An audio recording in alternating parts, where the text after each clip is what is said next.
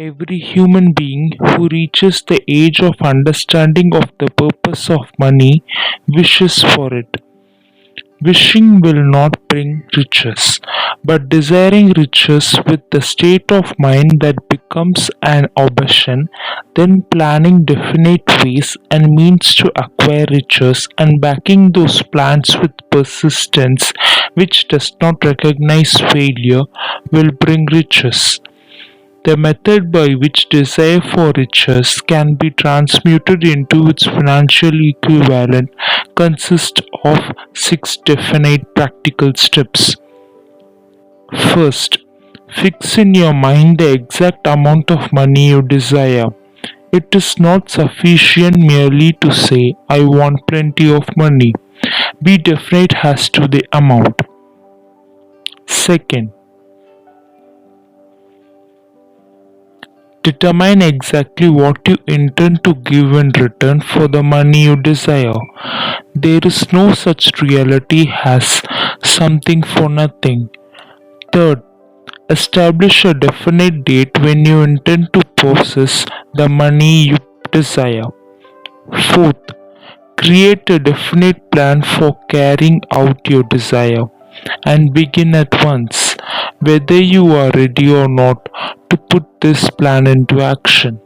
Fifth, write out a clear, concise statement of the amount of money you intend to acquire. Name the time limit for its acquisition, state what you intend to give in return for the money, and describe clearly the plan through which you intend to accumulate it. Sixth, read your written statement aloud twice daily, once just before retiring at night and once after arising in the morning. As you read, see and feel and believe yourself already in possession of the money. It is important that you follow the instructions described in these six steps.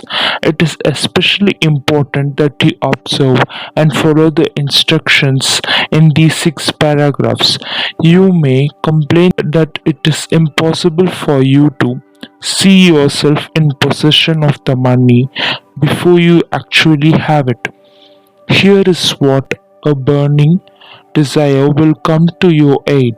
If you truly desire money so keenly that your desire is an obsession, you will have no difficulty in convincing yourself that you will acquire it. The object is to want money and to become so determined to have it that you convince yourself you will have it.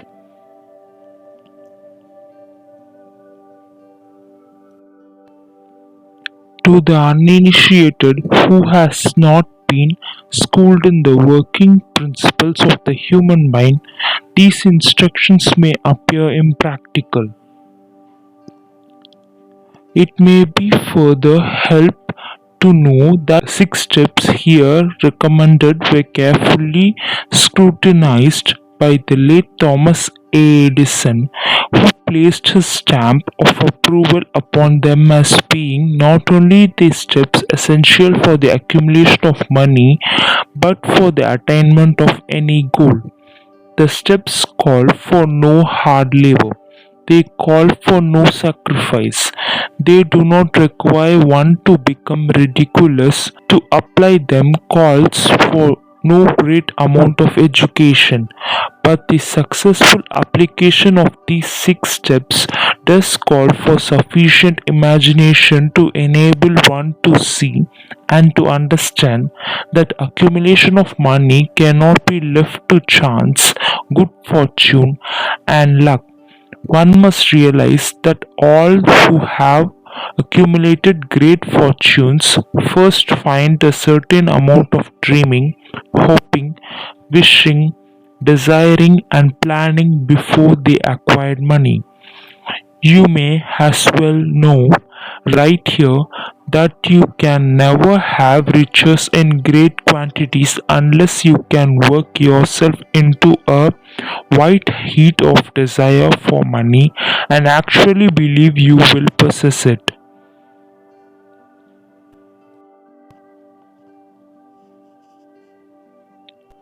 We who are in this race for riches should be encouraged to know that this changed world in which we live is demanding new ideas, new ways of doing things, new leaders, new inventions, new methods of teaching, new methods of marketing, new books, new literature, new features for television, new ideas for moving pictures.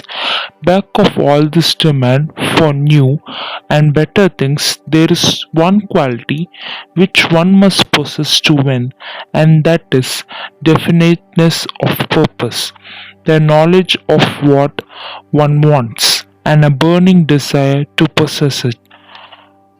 We who desire to accumulate riches should remember the real leaders of the world always have been men who harnessed and put into practical use the intangible, unseen forces of unborn opportunity and have converted those forces or impulses of thoughts into skyscrapers, cities, factories, airplanes, automobiles, and every form of convenience that makes life more pleasant.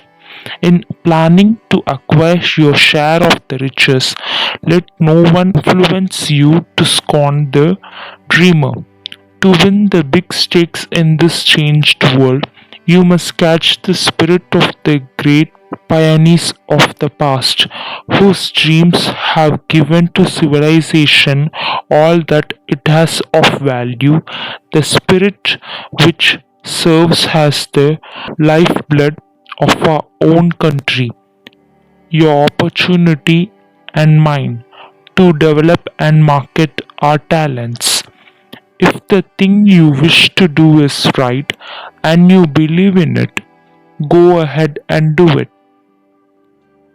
Put your dream across and never mind what they say if you meet with temporary defeat, or for they perhaps do not know that every failure brings with it the seed of an equivalent success. Thomas Edison dreamed of a lamp that could be operated by electricity, began where he stood to put his dream into action, and despite more than 10,000 failures, he stood by that dream until he made it a physical reality. Practical dreamers do not quit.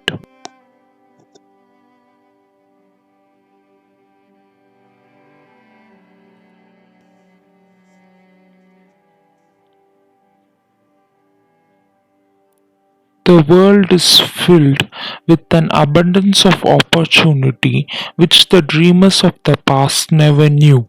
A burning desire to be and to do is the starting point from which the dreamers must take off. Dreams are not born of indifferences, laziness, or lack of ambition. Remember that all who succeed in life get off to a bad start and pass through many heartbreaking struggles before they arrive. The turning point in the lives for those who succeed usually comes at the moment of some crisis through which they are introduced to their other selves.